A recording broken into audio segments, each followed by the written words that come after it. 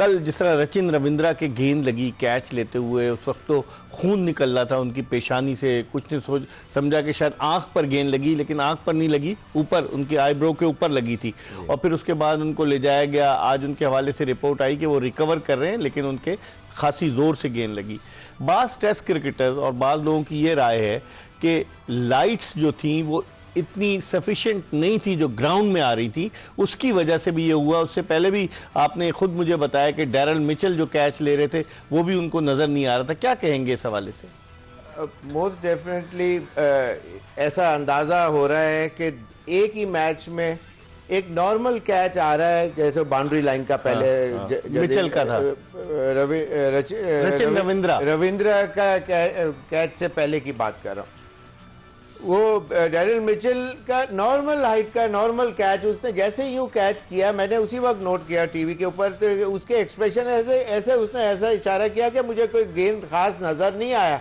Catch तो उसने कर लिया, लेकिन ये कि उसका उसी वक्त अंदाजा ये हुआ कि नॉर्मल हाइट के ऊपर भी कैच जो आ रहा है उसके ऊपर उसको अगर प्रॉब्लम हो रही है तो there is something wrong somewhere और द अदर। उसकी प्लेसमेंट जो होती हैं वो बड़ी टेक्निकल होती हैं और उनकी एडजस्टमेंट मेरा ख्याल से राशिद लतीफ ने यही कहा, टाइम नहीं मिला। राशिद लतीफ ने कहा है कि प्लेसमेंट सही नहीं हुई, एडजस्टमेंट। अच्छा, मैंने उनको नहीं सुना, लेकिन तो उसका अंदाजा मुझे ये हो रहा है। और फिर जो रविंद्रा का सीधा जो उनके सीधा यहाँ पिछानी के ऊपर आके गेंद टकराया, वो गेंद नजर नहीं आई। नॉर्मल स्क्वायर लेग का मतलब ये कि स्क्वायर लेग के बिल्कुल सामने अंपायर के समझने, लेग अंपायर के पीछे, वहां सामने कोई लाइट यूं सामने नहीं होती कि बिल्कुल इसी के एक इधर होती है एक इधर होती है। तो इसका मतलब यह है कि कोई एडजस्टमेंट बिल्कुल ऐसी बन रहा है, ग्लेज या ग्लेयर आ रहा है जिसकी बॉल उसमें से कहीं गायब हो रहा है। और व्हाइट बॉल है, मजे की बात है। और व्हाइट बॉल, हालांकि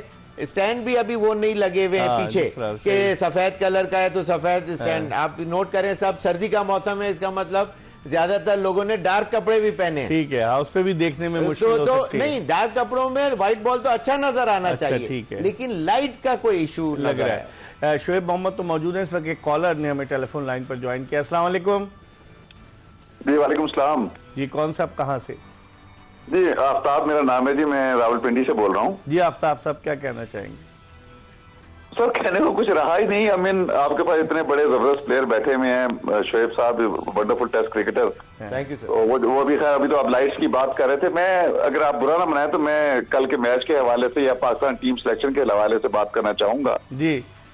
तो हमने भी बड़ी टॉप क्लास क्रिकेट खेली है सर, लेकिन इनके लेवल के तो नहीं है हम। लेकिन सर आप मुझे बताइए कि ये शाहीन शाह अफरीदी साहब जो हैं, आई मीन जस्ट मैंने जिस तरह वो स्ट्रेट छक्के खा रहे थे, और इस नसीम शाह साहब जो हैं, और उसके बाद वो उन्होंने एक चीज दोबारा ले आए हैं दोबारा पाकिस्तान टीम में, वो उनका नाम है खुशदिल साहब।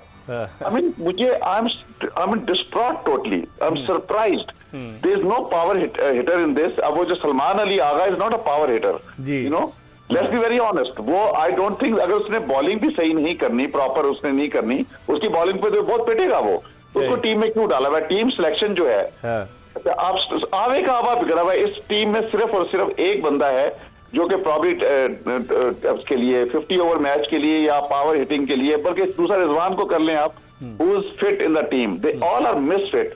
आप उनके एक से बढ़कर एक देख रहे हैं। बाबर आजम साहब को आप देखें कि आई मीन ना तो उनसे टेस्ट में परफॉर्म हो रहा है continuously, except for the south African 3 innings. उसके बाद वो पाकिस्तान में वो स्पिनर्स को खेल नहीं सकते। हमने स्पिनिंग ट्रैक बनाया। It was embarrassing to lose against West Indies. अब भी ग्रेट टीम थी, सिंपल एंड स्ट्रेट। अब आप क्या समझते हैं, क्या आप समझते हैं कि चेंजेस होंगी 12 फरवरी से पहले? नहीं, कोई चेंजेस नहीं होंगी सर, ये सुप्रीमली अनफिट लोग हैं। अब शाहीन शाह अफरीदी जो है, मतलब आप मैं सर कुछ ऐसी टेक्निकल बातें हैं कि लोगों को बुरी लग जाएंगी। असल में हमारे लोग जो है ना, हमारे लोगों का मसला ये है कि अपनी सही उम्र में ये खेलना शुरू कर देना स्पोर्ट्स, अपनी सही उम्र में, तो ये फिर इनकी पेस भी जल्दी खराब नहीं होगी, और ये लोग अदरवाइज भी फिट भी इतने अनफिट नहीं होंगे। दे आर, पूरी पाकिस्तान स्पोर्ट्स को देख लें, कोई स्पोर्ट देख लें, they are not willing to do the fitness, they are not at all. वो 15 मिनट के लिए वार्म अप करते हैं, उसके बाद खेलना शुरू करते हैं। कमिंग टू द खुशदिल साहब जो इनको टीम में डाल दिया उन्होंने, मुझे सिर्फ बताएं क्या क्राइटेरिया है इस बंदे का। वो किस तरह एक national team of Pakistan 25 crore लोगों की टीम में किस तरह वो फिट इन होता है। ठीक है। सलमान अली आगा वनडे क्रिकेट में किस तरह फिट इन हो रहा है, मुझे बताइए। इस पर अभी डिस्कस करेंगे। शोएब मोहम्मद से बहुत बहुत शुक्रिया। आफ्ताब साहब, आपने इस्लामाबाद से कॉल किया। हम एक ब्रेक की तरफ बढ़ रहे हैं, जब वापस आएंगे तो शोएब से बात करेंगे। जो आफ्ताब साहब की रिजर्वेशन थी उसके हवाले से कहीं जाएगा नहीं, हमारा इंतजार कीजिएगा।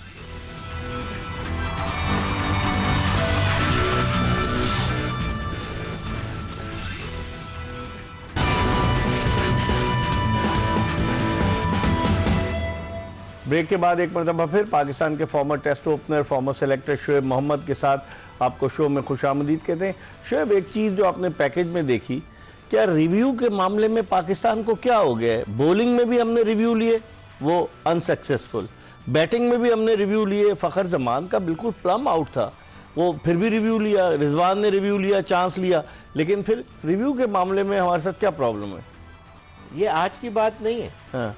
आप पीछे कई साल क्या उठा के आप रिकॉर्ड देख लें, पाकिस्तान के जो रिव्यूज लिए जाते हैं ज्यादातर पूरी कंपैरेटिवली अराउंड द वर्ल्ड की दूसरी टीमों के अगेंस्ट पाकिस्तान का सबसे पुअर वो है असेसमेंट। क्या रीजन क्या है इसकी?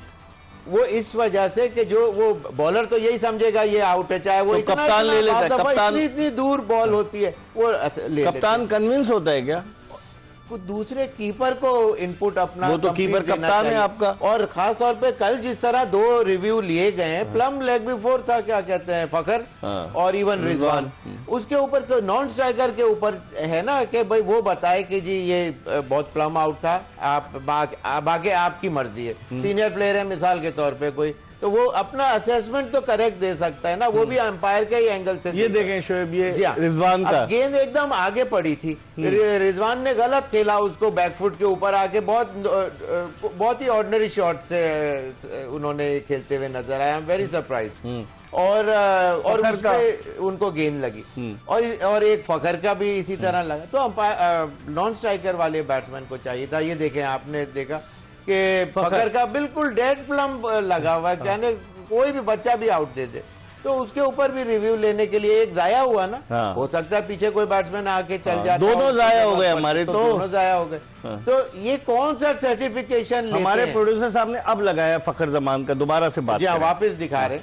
तो मेरा ये पॉइंट है कि कौन सा ये सर्टिफिकेशन हमारे ये जो सो कॉल्ड कोचेज हैं कि ये इनको मिला करते हैं। ये देखिए, ये प्लम आउट था शोएब, देखें गेंद बीच में भी पड़ा है, सीधा भी रहा है, और सीधा कोई बल्ले की आवाज और उसका भी कोई चांस होता तो वो कोई बल्ला दिखाता या देखता इस बहाने से। हाँ, सही है। तो सही। ये था, और बिल्कुल बैकफुट के ऊपर है कि कोई डिविएशन भी कहीं लेफ्ट राइट नहीं हो सकती। सही। तो मेरा मतलब है कि कौन सा सर्टिफिकेशन ये लोग लेते हैं जो इनके सो कॉल्ड कोचेज हैं या इनको एजुकेट नहीं करते, इसीलिए ये सिस्टम फेलियर अक्सर नजर आता है कि इनको स्ट्रीट स्मार्ट क्रिकेटर नहीं बनाया जाता है, एजुकेट नहीं किया जाता प्रॉपरली।